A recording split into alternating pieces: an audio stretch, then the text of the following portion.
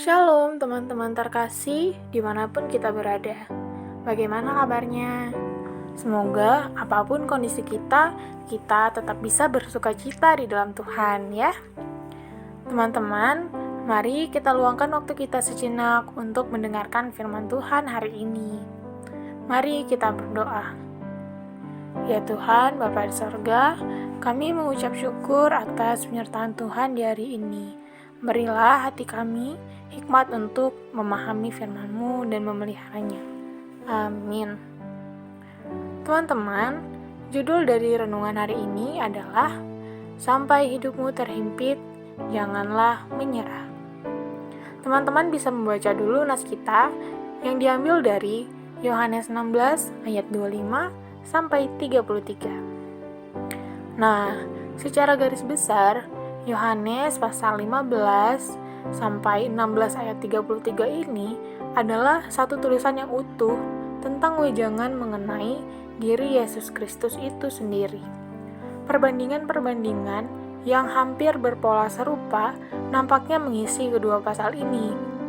Pada pasal 15, Yesus Kristus meringkas perjalanan hidupnya. Ia datang dari Allah dan akan kembali kepada Bapa.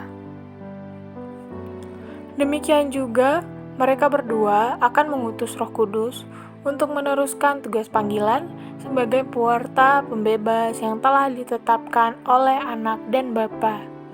Berbicara tentang Roh Kudus dan perannya dalam penyebaran Injil, Yesus di banyak kesempatan terus memberikan pesan untuk para murid-Nya sebelum benar-benar meninggalkan mereka secara fisik. Dalam salah satu pesan yang disampaikan, Yesus mengatakan bahwa setelah kepergiannya nanti, para murid akan ditemani oleh Roh Kudus. Duka cita yang mendahului kemenangan adalah judul yang diberikan pada perikop ini. Sebagaimana seorang perempuan yang sedang mengandung selama 9 bulan, ia akan mengalami rasa sakit yang digambarkan duka cita. Di ayat 21. Namun, selepas ia melahirkan anaknya, penderitaannya telah hilang. Tetapi, perkataan ini merujuk kepada komunitas, bukan merujuk pada penderitaan seseorang. Sekalipun gambarannya adalah pribadi. Ini realita kehidupan umat yang beriman, bahwa dunia memang akan membenci iman Kristen. Kita akan diburu, dibawa pada pengadilan-pengadilan dunia, dan mungkin akan dibunuh. Namun, semua itu adalah permulaan dari sukacita, di mana orang-orang beriman akan dimenangkan. Dalam sebuah film yang berjudul Dangal, digambarkan seorang ayah yang memiliki 2 orang putri.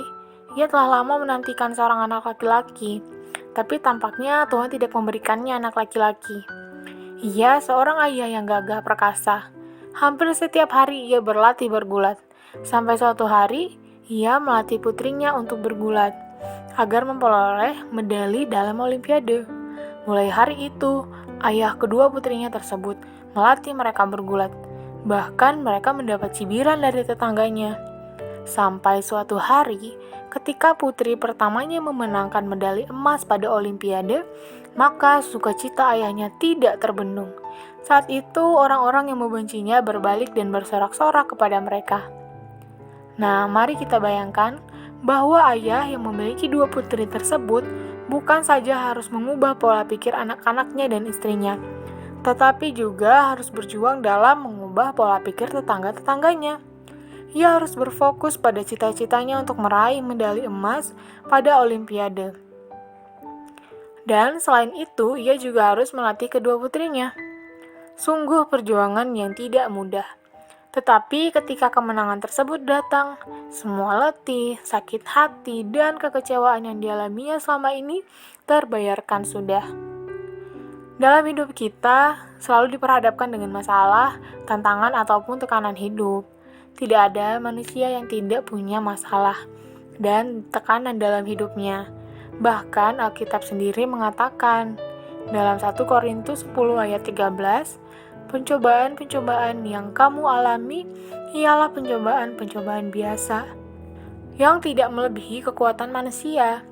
Sebab Allah setia dan karena itu Ia tidak akan membiarkan kamu dicobai melampaui kekuatanmu. Pada waktu kamu dicobai, Ia akan memberikan kepadamu jalan keluar, sehingga kamu dapat menanggungnya. Tetapi Tuhan Yesus berkata bahwa di dunia ini kita memang akan menghadapi banyak ujian dan penderitaan. Tapi kita harus mencari kedamaian hanya di dalam Dia, sebab Dia sudah mengalahkan dunia ini. Nah, teman-teman, itulah renungan kita hari ini. Semoga dapat menjadi bekal kita dalam menjalani setiap harinya. Mari kita berdoa. Ya Tuhan, Bapa dalam surga, Bapa yang kami kenal, kami puji dan kami sembah di dalam Tuhan Yesus Kristus. Kami mengucap syukur ya Tuhan atas penyertaan Tuhan dalam hidup kami. Kami mengucap syukur atas renungan yang boleh kami baca, yang boleh kami dengarkan pada hari ini. Ya Tuhan, terima kasih karena kami belajar bahwa di setiap pergumulan dan kesusahan yang kami alami, semua itu dapat terjadi tidak melebihi kekuatan kami. Kami berterima kasih ya Tuhan karena di dalam setiap pergumulan, sukacita maupun dukacita yang kami alami, Tuhan selalu menyertai kami dan memampukan kami. Dan Tuhan selalu berada dekat dengan kami. Ya Tuhan, kami ingin belajar bahwa kami harus menemukan kedamaian yang hanya ada di dalam Tuhan, bukan kedamaian yang berasal dari hal-hal daging yang kami dapati di dunia ini, baik itu dari orang, dari benda, maupun dari hal-hal yang kami lihat ataupun yang kami dengar. Ya Tuhan, ajarilah kami untuk percaya bahwa kami bisa menemukan kedamaian di dalam Tuhan. Sebab Tuhan sudah mengalahkan dunia ini, dan Tuhan adalah lebih dari apa yang kami dapatkan di dunia ini. Ajari kami untuk menjadikan Tuhan sebagai pusat hidup kami dan tujuan hidup kami. Terima kasih ya Tuhan, kami mohon ampun atas segala isi hati kami yang mungkin melenceng daripada ajaran-Mu, yang tidak percaya bahwa kami bisa menemukan kedamaian di dalam-Mu. Kami mohon ampun jika kami sering mencari kedamaian, jika sering mencari penyegaran hati kami dengan hal-hal yang ada di dunia ini, dengan hal-hal yang bisa menyenangkan kami hanya dalam sesaat. Terima kasih Tuhan, kami memohon bimbingan-Mu dalam hidup kami. Dalam nama Tuhan Yesus kami berdoa dan mengucap syukur. Amin. Terima kasih semuanya. Selamat beraktivitas.